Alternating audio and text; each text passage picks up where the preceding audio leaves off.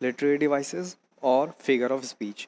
ये बोर्ड और बाकी एग्ज़ाम्स के पर्सपेक्टिव से बहुत इंपॉर्टेंट है, क्योंकि कहीं ना कहीं किसी पॉइंट ऑफ टाइम पे ज़रूर पूछ जाती हैं और ये हर एक पोएम में होती हैं। So start.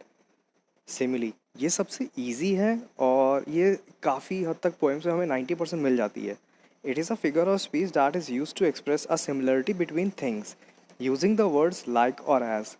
जब हम किसी दो चीज़ में सिमिलरिटी फाइंड करते हैं या उन दोनों चीज़ों को कंपेयर करते हैं एक दूसरे से, वो भी वर्ड्स यूज़ करते हुए लाइक या एज, ये दोनों अगर वर्ड मिल जाएं किसी जो चीज़ को कंपेयर करते हुए, तो आंख बंद करके वो सिमिली ही है। एग्जाम्पल दे रखा है, her diary is as precious as gold, कि जो उसकी डायरी है वो उतनी इंपॉर्टेंट है जैसे लोगों के लिए गोल्ड होता है। He fought like a lion in the war. He का मतलब किसी पर्सन को रिप्रेजेंट किया गया है। Like a lion in the war, यहाँ पर उस पर्सन को लायन से कंपेयर किया गया है कि वो लायन जैसा ब्रेव था किसी वॉर में। The peepal tree is treated as a god. Hinduism में हम पीपल ट्री की पूजा करते हैं और पीपल ट्री को भगवान का दर्जा दे रखा है, इसलिए पीपल ट्री को एज लगा करके गॉड से कंपेयर किया गया है। ये सिमिली है और ये सबसे ईजी है। फिर आता है मेटाफर। ये भी सिमिली जैसा होता है बट इसमें केस थोड़ा उल्टा हो जाता है।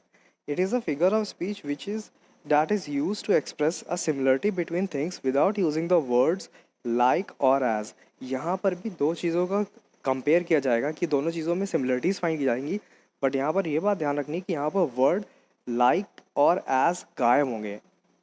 एग्जाम्पल देख लेते हैं। His words were knife that pinched my heart, कि यहाँ पर उसके वर्ड्स को नाइफ से कंपेयर किया गया है, बट यहाँ पर हम लोगों ने like or as words use नहीं किए कंपेयर करने के लिए, कि उसके जो वर्ड्स थे, उसके जो शब्द थे वो चाकू जैसे नुकीले थे, जो कि मतलब एक तरह से उसके हार्ट को पिंच कर गए, बुरा लग गया उसको।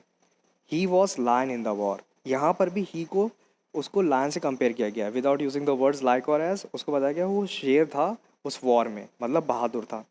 The golden sunflowers were facing the sun. ये जो गोल्डन सनफ्लावर्स है ये यहाँ पर मेटाफर है, क्योंकि हमने सनफ्लावर को गोल्ड कलर बताया है, अब उनको गोल्ड से कंपेयर किया है सनफ्लावर्स को, येलो कलर के होते हैं ना, इसलिए। मेटाफर के बाद है पर्सोनिफिकेशन। ये तीसरी और इम्पॉर्टेंट एक लिटरेरी डिवाइस है।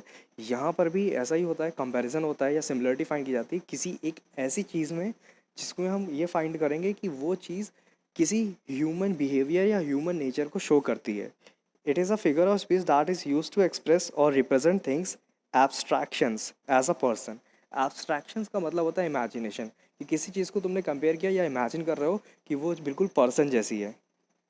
Example, the trees were dancing in the wind. Trees कभी डांस नहीं करते हैं, इंसान डांस करते हैं।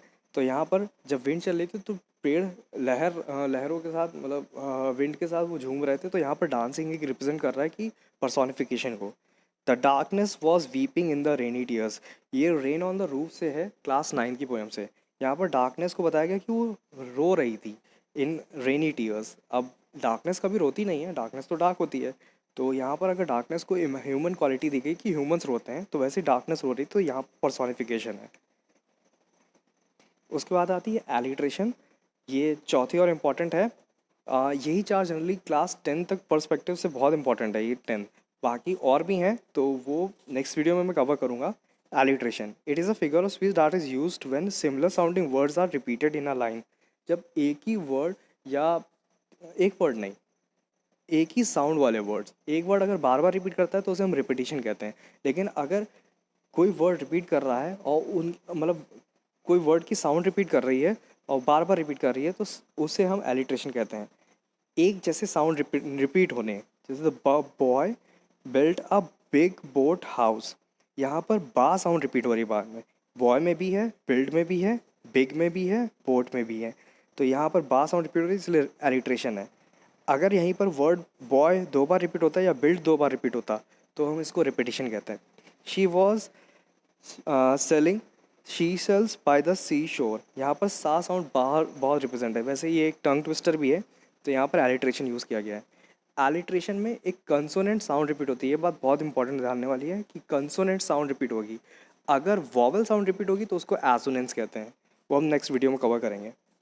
अभी ये चार चीज़ें प्लीज़ ढंग से पढ़ लीजिएगा। और एक होमवर्क ये रहेगा आपका कि आपको सिमिली से मेटाफोर बनाना है। ओके।